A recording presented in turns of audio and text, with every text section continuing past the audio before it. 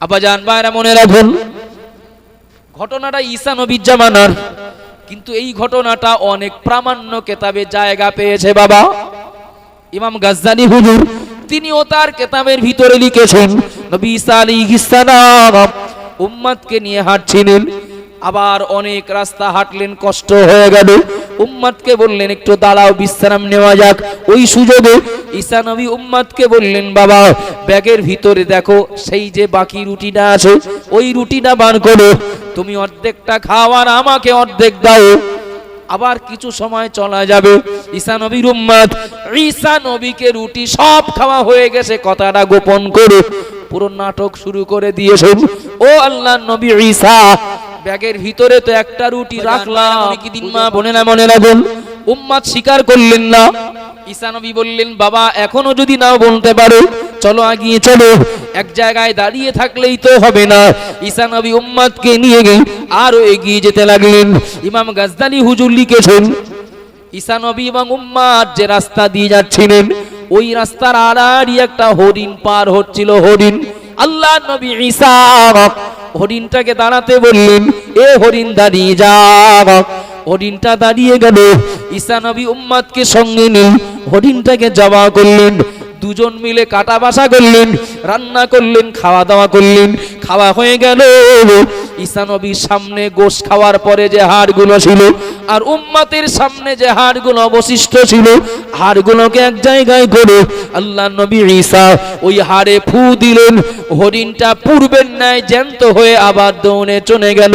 একটু জোরে বলুন সুবহানাল্লাহ, আরো জোরে বলুন সুবহানাল্লাহ। ও বাবাজিরা ভাইরা মনে রাখুন, আল্লাহ নবী ঈসা উম্মতকে এবার বলছেন, আমার উম্মত হরিণটা তো তোমার সামনে জমা করলাম, ওকে টুকরা টুকরা করলাম, রান্না করলাম, ওর গোশগুলো খেয়েও নিলাম। ও আমার উম্মত, হাড়ে ফু দিলাম আর হরিণ ঈসা আলাইহিস সালাম উম্মতকে বাকি সোনাটা দিয়ে দিলেন। ও আমার উম্মত, চলো এগিয়ে চলো, আমরা আমাদের গন্তব্যের দিকে এগিয়ে যাই। কিছু রাস্তা হাঁটতে না হাঁটতে উম্মত আবার বাইনা ধরেছেন, ও আল্লাহর নবী চোখের সামনে দেখলাম আপনি কাদায় ফু দিলে না সোনা হয়ে গেল, আমি ফু দিলে তো হবে না। ও আল্লাহর নবী ঈসা, আপনার কাছে যে সোনাটা আছে ওটাও যদি আমার দিয়ে দেন, আমার জীবনে আর চিন্তা হবে না। আপনার যদি লাগে আপনি ফু দিয়ে আবার সোনা গভীর মন দেন। ঈসা নবী একদিন উম্মতদেরকে নিয়ে পথ চলছিলেন, সঙ্গে একজন উম্মত। ঈসা নবী যখন বাড়ি থেকে বেরিয়েছিলেন, ঈসা নবী একটা ব্যাগ নিয়ে বেরিয়েছিলেন, আর ব্যাগের ভিতরে ছিল 3টে রুটি আর একটা পানির পাত্র। ঈসা নবীর সঙ্গে জুটে গেল একজন উম্মত, হুজুর আমি আপনার সঙ্গে যাব। আচ্ছা, নবীর সঙ্গী হতে পারাটা এটা কি বিরাট সৌভাগ্যের না? একটু কথা বলেন বাপ, নবীর সঙ্গী হতে পারাটা এটা তো বিরাট সৌভাগ্যের ব্যাপার। হুজুর আমি কিন্তু আপনার সঙ্গে যাব। নবী ঈসা আলাইহিস সালাম উম্মতকে সঙ্গে নেওয়ার সময় বলছেন, তুমি আমার সঙ্গে থাকতে পারো, তবে বেশি লোভ করলি বলে হবে না। কত বোঝা যাচ্ছে বাপ? আমার সঙ্গে থাকতে পারো, তবে বেশি লোভ করলে হবে না। মানে হুজুর আপনার সঙ্গে থাকবো, আপনি যা বলবেন তাই করব, যা নিষেধ করবেন ধারে কাছে যাব না। ঈসা নবী সঙ্গী হয়ে উম্মত এগিয়ে যাচ্ছে। কিছু রাস্তা যেতে না যেতেই নবী ঈসা আলাইহিস সালাম উম্মতকে বলছেন, বাবা ব্যাগের ভিতরে দেখো রুটি আছে 3টে রুটির ভিতরে 2টো রুটি বার করে একটা রেখে দাও, সব একেবারে না খেয়ে, এখনো যেহেতু অনেক রাস্তা যাব, 2টো রুটির ভিতরে একটা তুমি খাও, একটা আমাকে দাও, আর একটা রুটি রেখে দাও, পরে দুজন ভাগ করে খেলি হবে। রুটি তো রুটি, ও তো মানে কোটি কোটি টাকার জিনিস না। ঈসা নবীর উম্মত এইটুকু জায়গায় ধৈর্য ধরতে পারেননি। ঈসা নবীকে একটা রুটি দিয়ে ঈসা নবীর সামনে 2টো রুটি বার করলেও একটা রুটি ঈসা নবীকে দিয়ে আর বার করা রুটিটা খেয়ে ফের ব্যাগে যেটা আছে ওটাও খেয়ে ব্যাগ খালি করে সঙ্গে হাঁটতে লাগলো। হুজুর কিচ্ছু জানেন না, হুজুর কিচ্ছু বোঝেন না, এই বাহানা করে ঈসা নবীর সঙ্গে হাঁটছেন উম্মত। আব্বাজান ভাইরা মনে রাখুন, ঘটনাটা ঈসা নবীর জামানার, কিন্তু এই ঘটনাটা অনেক প্রামাণ্য কেতাবে জায়গা পেয়েছে বাবা। ইমাম গাজ্জালি হুজুর তিনিও তার কেতাবের ভিতরে লিখেছেন, নবী ঈসা আলাইহিস সালাম উম্মতকে নিয়ে হাঁটছিলেন, আবার অনেক রাস্তা হাঁটলেন, কষ্ট হয়ে গেল, উম্মতকে বললেন একটু দাঁড়াও, বিশ্রাম নেওয়া যাক। ওই সুযোগে ঈসা নবী উম্মতকে বললেন, বাবা ব্যাগের ভিতরে দেখো সেই যে বাকি রুটিটা আছে, ওই রুটিটা বার করো, তুমি অর্ধেকটা খাও আর আমাকে অর্ধেক দাও।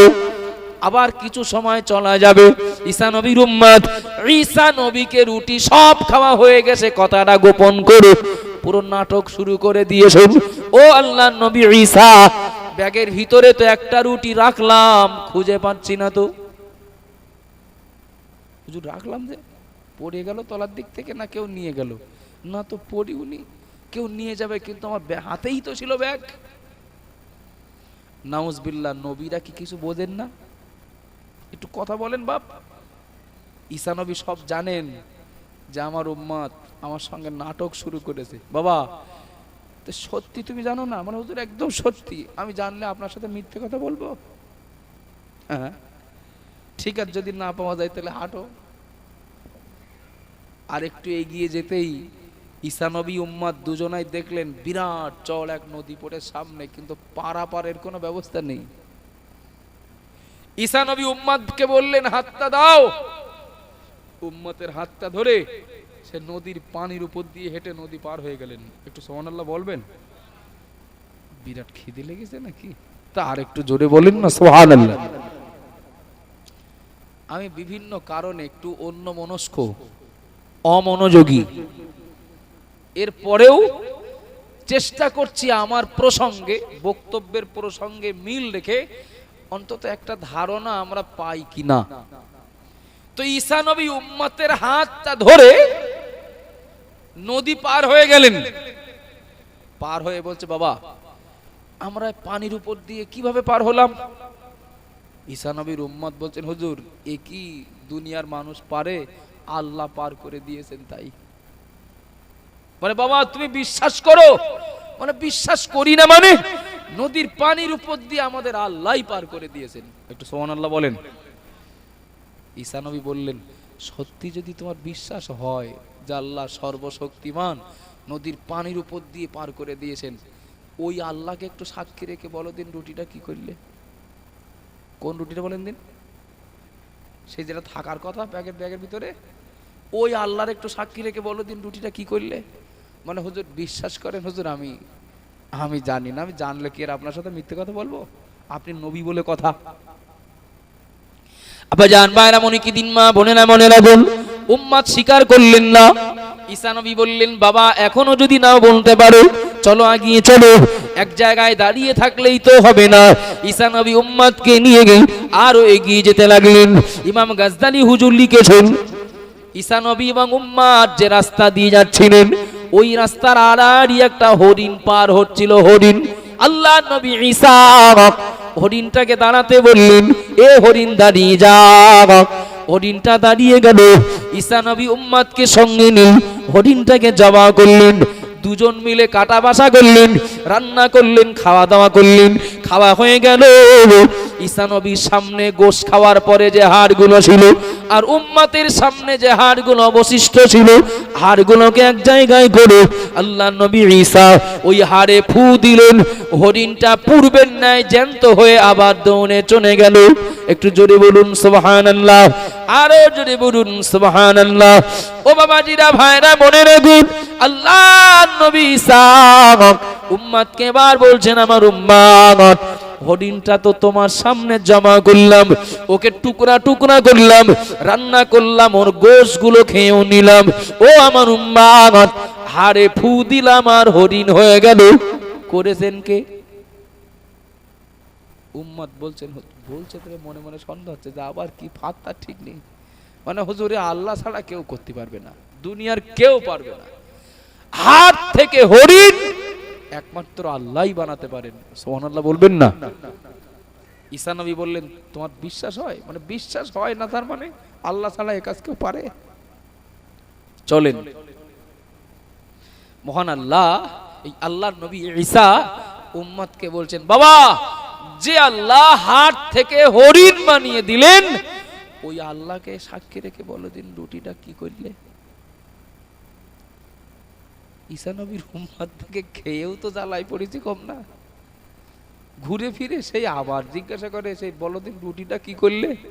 হুজুর বিশ্বাস করেন আল্লাহর কিরে খোদার কিরে আমি জানি না, আমি জানলে আপনার বলবো না কেন। ঈসা নবী দেখলেন এর সহজে হবে না, তবে চোর আমার ধরার দরকার। রুটিটা বড় কথা না, কিন্তু চোরটাকে চিহ্নিত করার দরকার।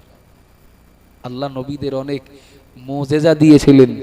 নবী ঈসা আলাইহিস সালাম তাদেরই ভিতরে একজন জমিনে হাত দিয়ে একদলা কাদা তুললেন, কাদায় ফু দিলেন, একদলা কাদা সোনা হয়ে গেল।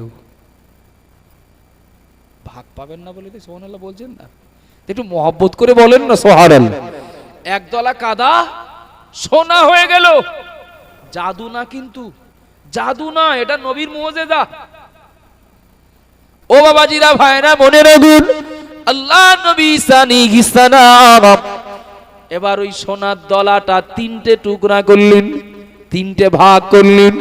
তিনটে ভাগ করে বললেন উম্মতকে, আমার উম্মত বলো তো আমার হাতে সোনা কটা। বলে হুজুর তিনটে।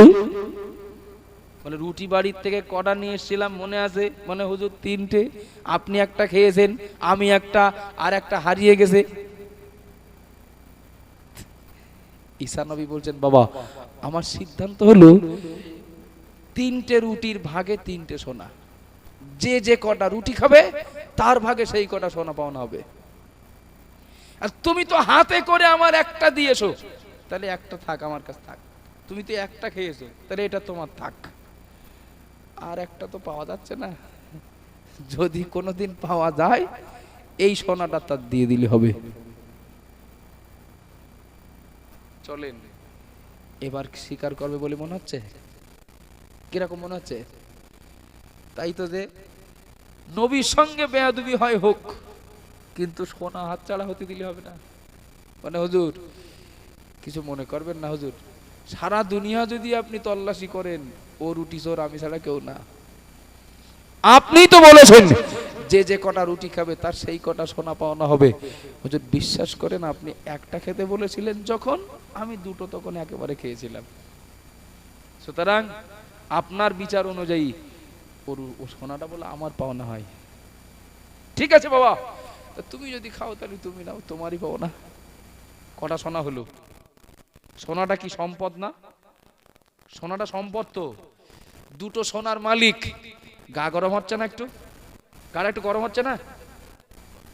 ও বাবাজিরা ভাইরা মনে রাখুন, আল্লাহ নবী ঈসা আলাইহিস সালাম উম্মতকে বাকি সোনাটা দিয়ে দিলেন। ও আমার উম্মত চলো এগিয়ে চলো, আমরা আমাদের গন্তব্যের দিকে এগিয়ে যাই। কিছু রাস্তা হাঁটতে না হাঁটতে উম্মত আবার বাইনা ধরেছেন, ও আল্লাহর নবী চোখের সামনে দেখলাম আপনি কাদায় ফু দিলেন আর সোনা হয়ে গেল, আমি ফু দিলে তো হবে না। ও আল্লাহর নবী ঈসা আপনার কাছে যে সোনাটা আছে ওটাও যদি আমার দিয়ে দেন আমার জীবনে আর চিন্তা হবে না। আপনার যদি লাগে আপনি ফু দিয়ে আবার সোনা বানিয়ে নেবেন। ঈসা নবী বুঝতে পারছেন যে ভবিষ্যৎ অন্ধকার। বাবা এটা নিলে তুমি বিরাট খুশি হবে। বলে হুজুর সোনা পেলে কে না খুশি হয়। বাকি সোনাটাও ঈসা নবী উম্মতকে দিয়ে দিলেন। ও এখন সব সোনার মালিক, সব সোনার মালিক। ঈসা নবী যখন সঙ্গী হয়েছিলেন উম্মত, ঈসা নবী কি বলেছিলেন মনে আছে? কি বলেছিলেন? লোভ করলে হবে না, আমার সঙ্গে থাকলে অত বেশি লোভ করলে হবে না। হ্যাঁ হুজুর আপনি যা বলবেন আমি তাই করব। এখন তিনটে সোনার মালিক হয়েছে, কপাল পড়া শুরু হলো। আমার বক্তব্যের সঙ্গে এই ঘটনাটার বিরাট মিল আছে, হঠাৎ মনে পড়লো তাই বলছি। যেই তিনটে সোনার মালিক হয়ে গেল উম্মত, এবার ওর শয়তান পাস লাগলো। আমি তিনটে সোনার দলার মালিক আর আমি ব্যাগ বয়ে বেড়াবো, ব্যাগ বয়ে বহন করে আমার বেড়াতে হবে, এটা ঠিক মেনে নেওয়া যাচ্ছে না। যেন বরং আমি যদি এখন ঈসা নবীকে ফাঁকি দিয়ে বাড়ি চলে যাই, আমার ব্যাগ পাওয়ার জন্য কত মানুষ তারা ধর্ণা দেবে। কপাল পড়া শুরু হচ্ছে না? কপাল পড়া শুরু হচ্ছে না? ঈসা নবীকে বলল, নবী ঈসা, কিছু মনে নেন না, আমাকে একটু বাড়ি যাওয়ার অনুমতি দেবেন, প্রয়োজন মিটিয়ে আবার আসবো। আব্বাজান ভাইরা মনে রাখুন, মা বোনেরা মনে রাখুন, ঈসা নবী জানেন আমার এই উম্মত অনেক সম্পদের মালিক হয়েছে, এবারও আমাকে ভুলে যাবে, আল্লাহকে ভুলে যাবে। ও বাবা জিরা মায়েরা মনে রাখুন, ঈসা নবী উম্মতকে বললেন আমার নবী ঈসা। ঈসা নবী তার উম্মতকে বললেন, ও আমার উম্মত, যদি ভালো মনে করো তো যাও, প্রয়োজন মনে করলে আবার এসো। কিন্তু উম্মত সিদ্ধান্ত নিয়েই নিয়েছেন, একবার যদি বার হতে পারি আর এদিকে ফিরবো না, আর এদিকে আসবো না। ও বাবা জিনা মায়না, নবী আমার পাক জাবানে জানিয়ে দিলেন, আল মারউ মা'a মান আহাব্বা, যে যাকে ভালোবাসবে তার সঙ্গে তার হাসর হবে। কেউ যদি নবীকে ভালোবাসে, নবীর যদি সঙ্গী হয়, নবীর সঙ্গে তার হাসর হবে। কোটি কোটি টাকা দিয়ে এ সুসংবাদে পজিশন কিনতে পাওয়া যায় না বাবা।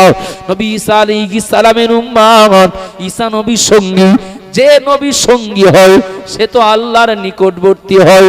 কথা ঠিক না ভুল বাবা? কিন্তু নিকটবর্তী ছিলেন, দূরে সরে যাচ্ছে, সরিয়ে দিচ্ছে কিন্তু ওর সম্পদ। আল্লাহ নবী ঈসা বললেন, ও আমার উম্মত, যদি ভালো মনে করো যাও। ঈসা নবীর উম্মত প্যাকেটটা ঈসা নবীর হাতে দিই, এবার সোনার দলা নিয়ে বাড়ির পথে রওনা দিয়েছেন। ও বাবা জিনা ভাইরা মনে রাখুন, ইমাম গাজ্জানী হুজুর লিখেছেন, কিছু রাস্তা যেতে না যেতেই তথা গন্তব্যে পৌঁছানোর আগে দুইজন ডাকাত ওকে রাস্তায় ধরেছে। ডাকাত, এ বেটা বাঁচতে যদি চাও, কাছে চা আছে বার করে দাও। মনে মনে ভাবছে, যদি বলি আমার কাছে কিচ্ছু নেই, ওরা তো চেক করলে পেয়ে যাবে, শেষে সোনাও নেবে আমারও নেবে। দরকার নেই, সত্য কথা বলে দেই। আপনাদের অসুবিধা হচ্ছে নাকি? দরকার নেই, সত্য কথা বলে দেই। দেখেন, আপনারা আমার মারবেন না, আমি সত্য কথা বলছি, আমার কাছে 3টে সোনার দলা আছে। আপনারা 2জন আর আমি 3জন, আর সোনাও 3টে আছে। 3জন মারামারি না করে একটা করে ভাগ করে নেব। ভালো হয়ে গেছে, দেখেছেন কিরকম? মারামারি না করে 3জন একটা করে ভাগ করে নেব। ডাকাত 2জন ওরাও দেখলো যে তাই তো, না চাইতেই যখন একটা করে সোনা দিচ্ছে, তো আর মেরে লাভ নেই, থাক, ওই সিদ্ধান্তই মেনে নেই।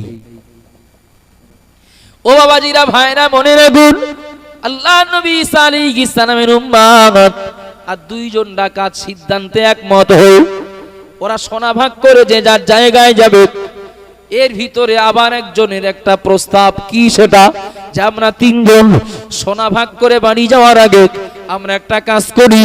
কাজটা হলো, কাছাকাছি যদি কোনো দোকান থাকে, সেই দোকান থেকে কিছু খাবার কিনে 3 বন্ধু এক জায়গায় খাওয়া দাওয়া করে এরপরে সোনা ভাগ করে বাড়ি যাব। মানে কপাল পুড়তে যাচ্ছে এবার।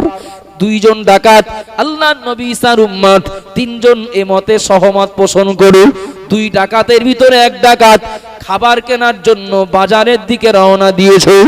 ও বাবাজিরা ভাইরা, যে ডাকাত খাবার কেনার জন্য বাজারের পথে রওনা দিল, ও বাজারের পথে হাঁটছে, কিন্তু ওর মন বলো সোনার দিকে।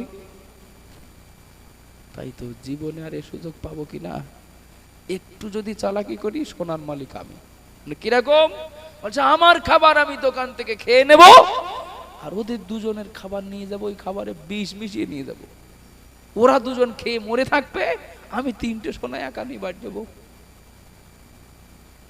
3টে সোনা একা নিয়ে বাড়ি যাব। ওর সিদ্ধান্ত ফাইনাল। যথারীতি ওই এক ডাকাত দোকান থেকে নিজের খাবার নিজে খেয়ে বাকি 2জনের খাবারে বিষ মিশানো খাবার এনে হাজির। 2জনের এবার বেটা যখন দোকানের পথে রওনা দিয়েছে, এরা 2জন এবার যুক্তি শুরু করেছে, আসলে পারতো বলবে আমার একটা দাও, একটা কাজ করলে হতো না? মানে কি কাজ? মানে আসলেই খাবারটা কেড়ে নেবো আর দুজন মিলে ধরে মেরে ফেলবো, তাহলে 3টে সোনা আমাদের দুজনের হয়ে যাবে। এদের দুজনের সিদ্ধান্ত ফাইনাল, ও সিদ্ধান্ত ফাইনাল। যথারীতি খাবারে বিষ মিশিয়ে এদের কাছে পৌঁছাতেই এরা দুজন খাবারটা কেড়ে নিয়ে দুজন মিলে ধরে ওর মেরে ফেলেছে। এদের বিরাট আনন্দ, এখন 3টে সোনার মালিক আমরা দুজন। বলছে বন্ধু ও তো মরে গেছে, ও তো আর সোনা চাইবে না, তো এমনিও তো 3টে সোনা আমাদের দুজনের বোঝাই যাচ্ছে, এখন ভাগ করলেও দুজনের, পরে ভাগ করলেও দুজনের। তা খাবার যখন আনা হয়ে গেছে তা খেয়ে ভাগ করলে ভালো হতো, খিদেও লেগেছে।